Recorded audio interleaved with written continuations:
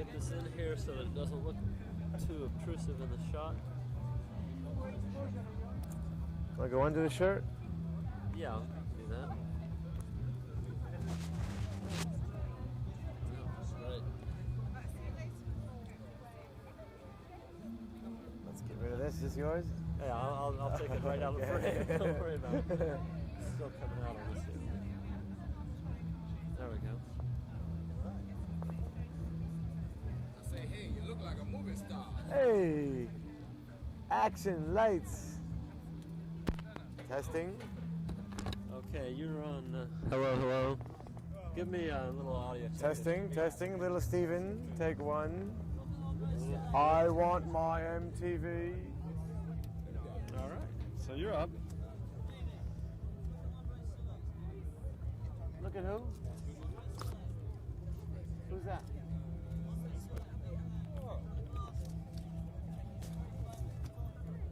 Don't worry, Stone. Your agent. Stone is going to miss it again. Steven. Get the name right. All right, so how you doing? Doing fine. So are you officially Little Stevie now, or do we still get to call you Miami Steve? No, Miami's retired. I am Steven. Forever. Forever? But we're from Miami. We wanted to call you. Well, you'll see Miami down there occasionally. He's got a condo in Tampa. Chills out. He's in down there. Hialeah a lot. Right. So I understand this is your last day of a Mammoth 9 site in 10 days. It was a real crazy tour. We had a lot of fun, you know. We had the new single out, Solidarity, here, and changed the band a bit, you know. I started the new album back in the States, and we let the horns go, so it's a different band now. But it's been going quite well, you know. What was the reason for dropping the horns? Well, as I began to write for the new album, I realized that I really wasn't writing for horns anymore. And, you know, I may change every year. I don't know. It's hard to... It's the songs that really count, you know. So I decided to make the change immediately, and we're doing the old songs with the new arrangements, you know. How are you? Oh, we're just having a good time. You know, it's great to be back over here. What's the American experience like in Europe? I mean, is it different for you? I mean, is it a different crowd, a different feel, or is it the same old The thing? audiences are very much the same. We've been very lucky. We've been accepted everywhere. But as I like it in Europe because I see the perspective better from here. You know, I can see America's place in the world from Europe more clearly, you know. And we're like ambassadors over here, you know. We represent America. And it's good because you can talk to people one-on-one. And instead of like people just getting the impression of the country from the government or from the media, you know, you get a chance to talk to people and let them know that there's more to America than just, you know, speeches and missiles and things like that. That's right. It seems what we've gotten from the short time we've been here so far is that there's still movements, political movements in music here, whereas America seems to be just, let's rock, let's forget about everything. Over here, you know, the ban the bomb, the CND, even animal rights. I mean, it's a lot more keyed in. Yeah, I think there's some of that in America, you know, but we do need more of that now. I think rock and roll is going to start changing in that direction. For the next 10 years, going to see a lot more politics integrated with rock and roll. Yeah, I mean, it's been, what, 10 years since it's really been strong into it. Yeah, and this time we're going to get it right, you know. The last time, a lot of the ideals of the 60s that were really right, you know, a lot of that was great, the demonstrations. But it was kind of tied in with drugs, and it ended up being not very meaningful, you know. So now it's time to keep those ideals and revitalize the ideas, you know, but this time do it in a more meaningful way, you know, get something accomplished. Do you find that it affects your writing to come over here and experience people who are committed that way you know, to come and absorb this and then go back home and go back to work? Yeah, very much. I mean, I feel the same way. I feel, so I look at America like a member of the world community, you know. And the problem in America is sometimes we're isolated. We get a little too isolated, and we don't, we're lacking in education in world politics, which is bad. Which is not how I feel, you know, as an American. When I come over here, I really can see it, you know, and I write differently here, you know. So you find you're actually, I mean, you're doing a blitz tour. What, they said 9 cities in 10 days, and what were the cities? What were the cities? Well, we hit a few towns that we missed last time, like Copenhagen and Oslo. But when we went back to Stockholm, and back to Holland and Belgium, and England here. This is really the London area, you know, even though it's Reading. So we're getting a chance. This is actually our 3rd trip back to Europe in a year, which is unusual for an American band, especially with not a lot of record sales, you know. But we've been very lucky, and this is the 3rd time back, and we're already able to break even at this point. So now we have a little more freedom, you know. We don't have to wait for radio or record sales to come here, and that's important for us, you know. Sure. And you find that despite this killer schedule, you can sit down and find a moment and write songs. Oh yeah, not only that, but we recorded yesterday in Stockholm. So we have a good time, you know. You actually cut out of a tour schedule and went into a studio and recorded? Yeah, we had 2 shows in Stockholm, and so the 2nd day we went into Polar Studios and cut one of the new songs for the album, and then did the gig that night. You know, we do that a lot. We did it in Belgium too. I like that. I mean, that's sort of like, you know, journalistic music at that point, I think. Yeah, you know, well, it's nice just even being able to release the single here, Solidarity, because we can't really do that in America. You can't release singles by themselves sort of spontaneously very often, unless you're very successful, really, you know.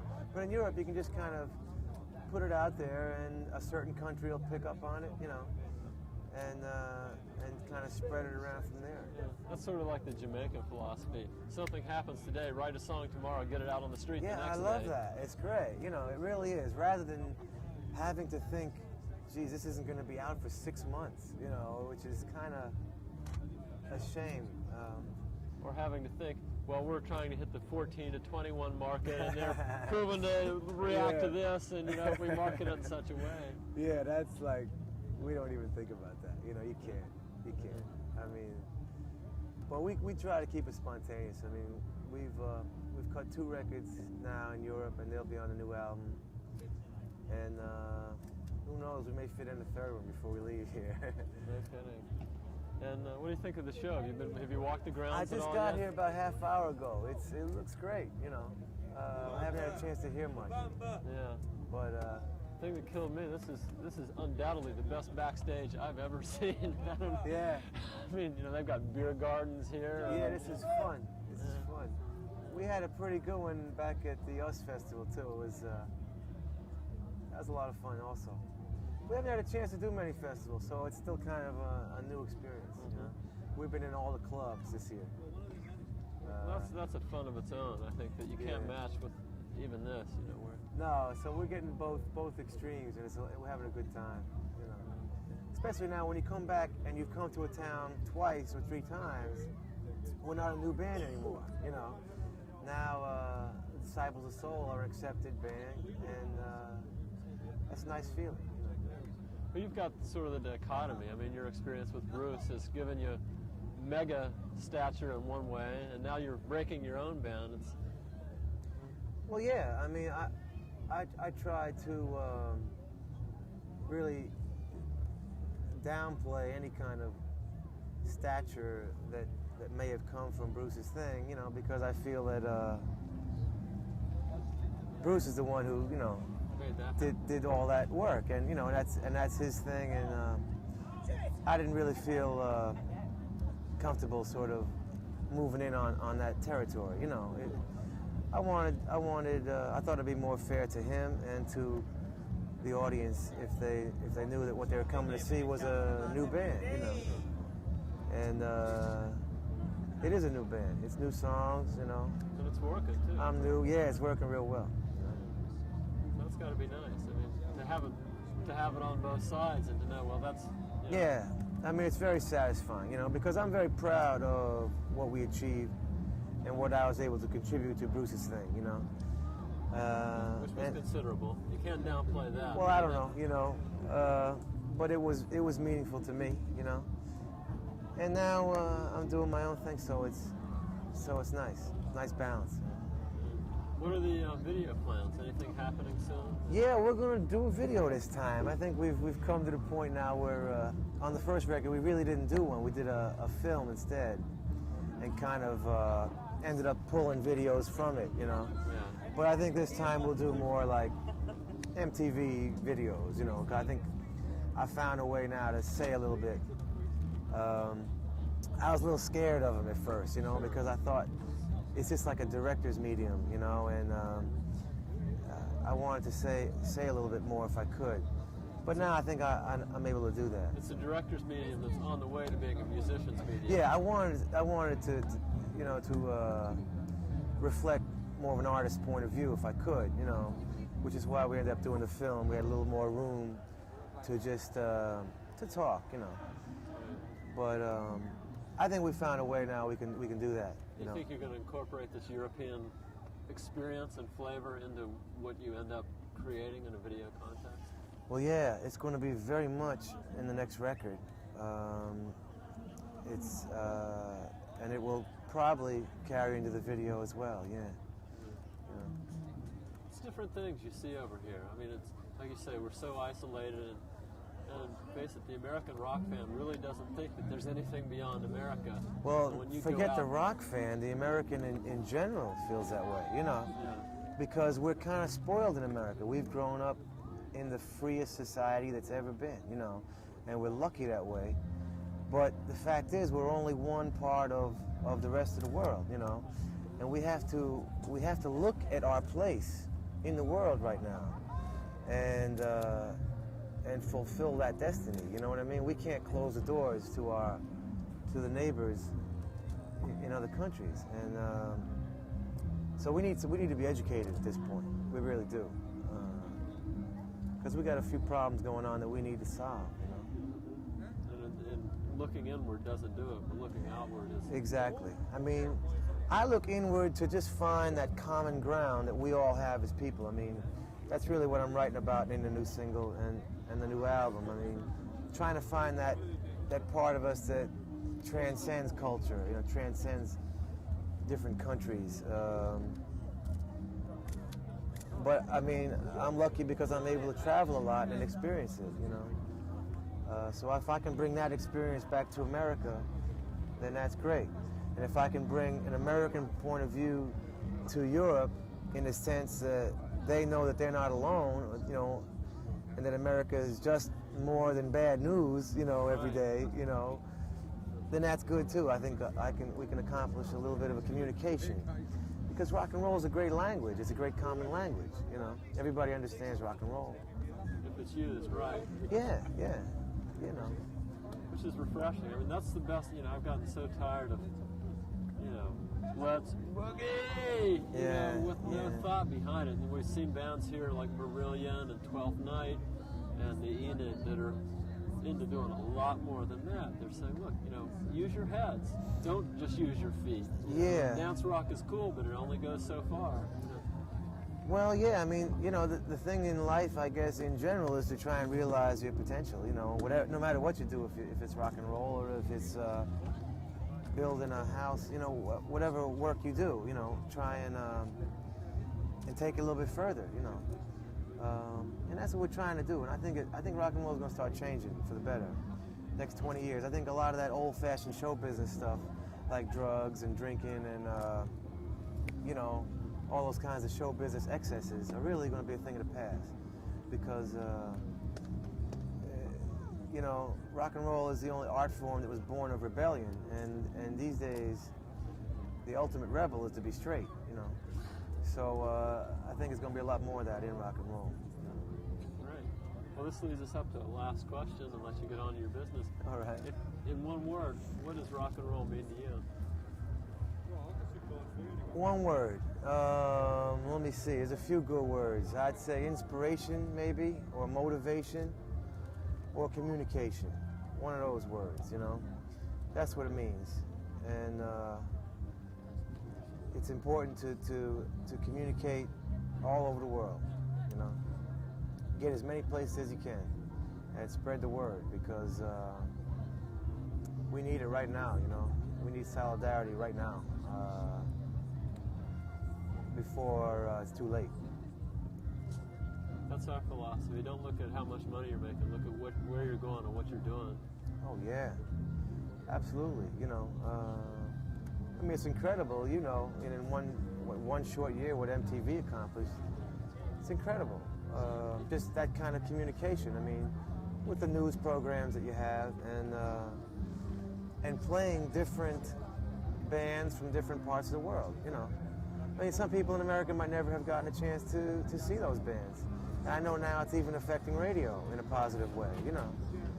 So that kind of cross-cultural communication is essential, and it's essential for us on the street level to accomplish it, you know, rather than waiting for our governments to do it, because they're not so good at it, you know. I don't know, maybe they got other business to take care of, but I don't think governments they're not real good at communication, you know, at making friends, and it seems like they're concerned sometimes at putting up barriers, and we got to take those barriers down. That's, I think, what the fellow from Marillion told us. He says, if we do it on the street level, everything else will take care of itself. You know? Yeah, as long as we keep doing it and doing it and doing it, you know? I mean, you can't do it once, you can't do it for 1 year or one demonstration or whatever. You got to keep doing it, you know? No one-shot deals. No, and you got to do it straight, you know, or else it's just going to go into the wind just like the 60s did. Great. Well, have a good show tonight. We'll see you up there on stage. It'll be fun. All right. Okay. Enjoyed it. Let me de-Mikey here. And go up there and show them what it's all about. Yeah, hope it doesn't hurricane here. Really? I've gotten about 37 degrees colder since we sat down. All right. You're going to go back there or just send the tape, actually? I think we're going to send it back because we're over here for 5 weeks still. So. Say hi to all those guys, you know, John and whoever, you know, you talk to Sykes, or what do you... Yeah, I talked to Sykes and Peisch and Julian Goldberg and all that. Please say hi, because we know him quite well. All right. Yeah, I'm glad you're here. It's great. Yeah, me too. I'm glad you're here.